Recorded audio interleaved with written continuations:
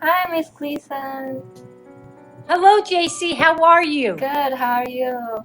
I'm doing very well, and it's wonderful to see you. Me too. Thank you so much for your time to have this interview with me.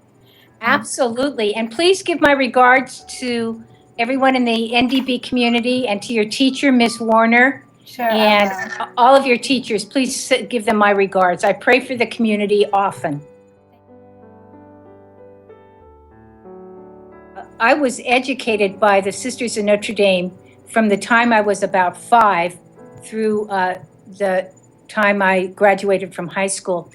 And even as a youngster, I was so impressed with their dedication and their ability to draw out from everyone in the class. And in my case, we had 58 students in the first grade. And to pay attention to each of those students and to light that spark within each student, to encourage the unique gifts, to be always patient, but always pushing us every day to be better. And I thought to myself, that's really something. And I remember thinking, this sister has 58 kids, there's no teacher's aide. And somehow, not only did we learn, we excelled. And I thought to myself, that's something I'm thinking I would like to do someday. And then when I went to Notre Dame High School, wow, what an experience. That the sisters always challenged us. They always challenged us to think through problems, to become involved in society, to take action against civil rights abuses, to really proclaim the gospel. And it was a fabulous 4 years. And when I think about, what I've always tried to do at Notre Dame, I think, wow, they really helped us all become great women and really prepared for college. So then I thought, you know what? That's something I want to get involved in. And so I did. I found my passion with high school students. And that's where I spent 42 years of my life working with high school students.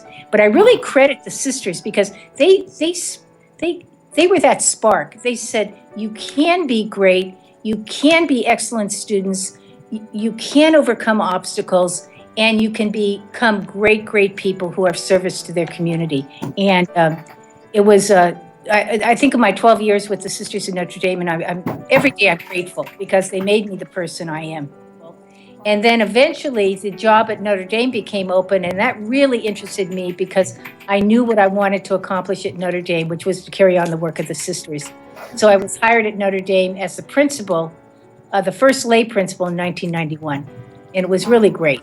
I really thank God that I had that experience because it was so formative for me. I think I became a better person because of that experience.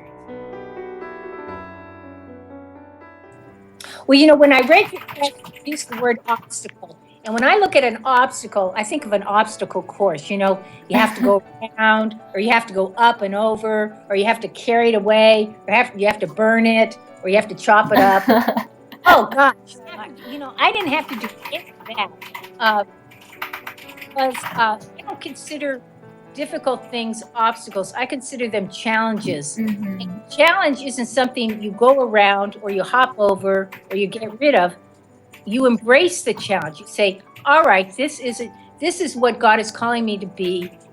These are the issues. How am I going to embrace this and make the situation or advance the school as quickly as possible? And so I always thought of anything that happened in my career as a challenge that I embraced, that I willingly talked about it, that I encouraged others to be on a team to help me with it. It's something that you don't have to, look upon as a negative so much as how are we going to get through this? What are the new things coming about? What is the world of Catholic education saying about these problems? Who are the problem solvers? What's happening? What are the trends? All of that. That's exciting. And I really do think, as Julie said, education is the most important thing that can be done on earth.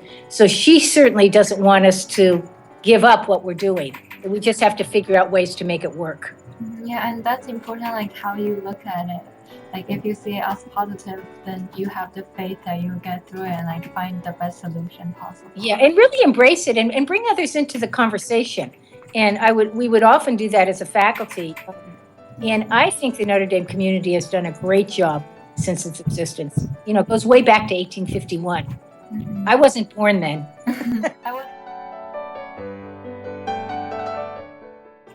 The root word for education is a Latin verb, and the Latin verb is educare, educare. So if you were to look up in a Latin dictionary, now I know you don't have one, I have one, to see the definition of educare, it means to bring out from within the best in a person, to bring out from within. And I thought to myself, wow, that is exactly what education is all about. You know, as teachers, we have these students with us, and our goal every day is to bring out those wonderful gifts that are within, highlight them, embrace them, and help the student transform into a well-educated, compassionate, humorous, leaderly young woman. And I often think that education is really a formative process, that we're with each other for the 180 days or whatever the school year is. And every day, teachers are drawing out from students their best in terms of intellect, inquiry, imagination, artistic talent, compassion, service, and applauding that and forming it. And that's what education is all about. It's formative. Our teachers work so hard because it's a challenge sometimes to draw out the best. You know, some students are reserved, some don't think they have any talents, some just aren't sure, and it's all those different elements in a classroom, and you have to continue to draw out and have others in the classroom help you draw out from within. And I see that again and again in classrooms I've visited on so many occasions.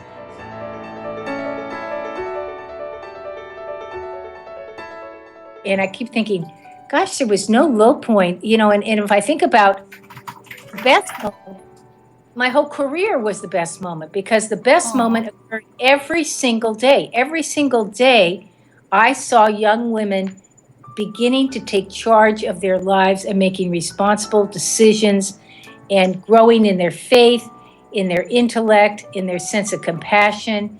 And it was just the best moments of my life to see that. You know, I always say to people, I have the best job in the world. And people sometimes laugh. They go, oh, give me a break. And I said, no, I have the best job in the world. I get to work with great people, great teachers.